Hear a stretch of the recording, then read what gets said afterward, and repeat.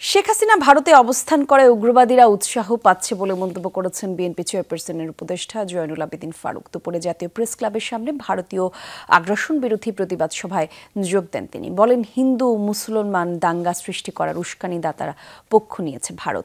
বাংলাদেশের বিরুদ্ধে যে কোনো অপতৎপরতার জবাব দিবে জনগণ। শ্রীলঙ্কা আবারও রপ্তানিতে শীর্ষে। বিএনপি এই নেতা বলেন, ফ্যাসিস্টের দোসররা এখনো সরকারের গুরুত্বপূর্ণ জায়গায় রয়েছে। অন্তর্বর্তী সরকারকে অস্থিতিশীল করার চক্রান্তের অংশ হিসেবে আগরতলায় সহকারী হাইকমিশনে হামলা হয়েছে। বাংলাদেশ নিয়ে আর নাক না গলাতে ভারতের প্রতি হুঁশিয়ারি করেন জয়নুল আবেদিন ফারুক। সাবেক বিরোধী দলীয় চিফ হুইপ মনে করেন, সকল ষড়যন্ত্র রুখতে হলে নির্বাচিত জনপ্রতিনিধি দরকার। এজন্য অবিলম্বে সংসদ নির্বাচনে রোডম্যাপ ঘোষণার দাবি জানান তিনি। যারা বলেছে খেলা হবে তারা এখন আর নাই।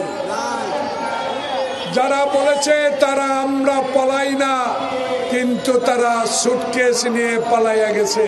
জনগণ বাংলাদেশের মনে করে, যদি শেখ হাসিনা 5 আগস্টের পর এই মোদির পদতলে আশ্রয় না নিত, তাহলে আজকে এই ঘটনাগুলা ঘটতো না।